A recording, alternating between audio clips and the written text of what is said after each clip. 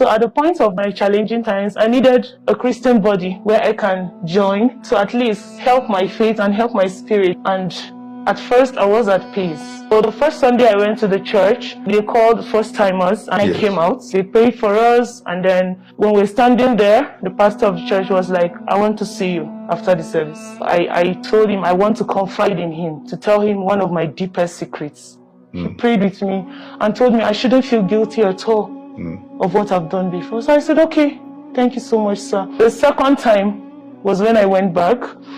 And then when I went back, he said I should meet him at the office. So I entered the office, he gave me water to drink. All of a sudden, I started feeling dizzy. I started feeling dizzy. I felt like I was sleepy, but I wasn't sleepy when I was coming. So what happened? Is this the pastor or someone else? No, the pastor. The pastor. So he started telling me, do you know you're a beautiful lady? You have a very good body structure.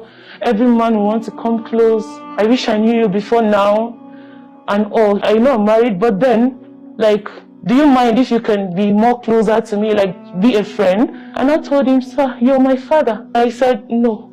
And then I stepped out. I reached home. I thought that was all. He started sending me messages, started sending me voice notes, started sending me pictures of his private. First time he sent, I thought it was a mistake, and I replied, sorry, pastor, I think this is not for me. And he was like, yes, this is for you. I just want you to understand the feeling I have for you. That's not the pastor.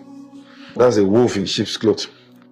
He kept sending messages, kept calling every day. When I pick, the first thing he draws my attention is, Jesus loves you. Or he can call and say, let me pray with you today. I was led. And then at the end of the call, that's when he will now talk about love. Fast forward, he told me to come. So I went to the office. When he came, he entered the office, and then the same thing he did, he just gave me the water bottle. But I noticed it was already open. The seal was opened already. You drank it again? I drank it. I was thirsty. You drank it again? I drank it. You drank it again? Yes. I was thirsty. I don't know what came over. I was so thirsty. I had to drink. Then I was sitting on the chair. He sat on the table edge. Then he started touching me, making advances. And then he told me, no matter how I shout, nobody is going to hear me. He was stronger than me. I was vulnerable. He succeeded in. And when I came back to my consciousness, I was just crying. I was so emotional. But I noticed he wasn't bothered. It was something like it was normal to him. Immediately I go back home. I saw his call again. He said on Tuesday Bible study, I should come and see him in church. So I went to church. You went to church? Yes. Who preached? Him. And you were seated? I was seated.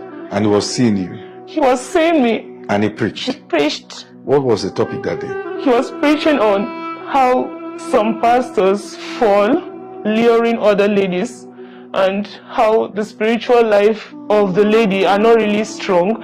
So he was encouraging the youths to be sensitive and not to just take spirituality casual. He was encouraging the youths to be on fire for God.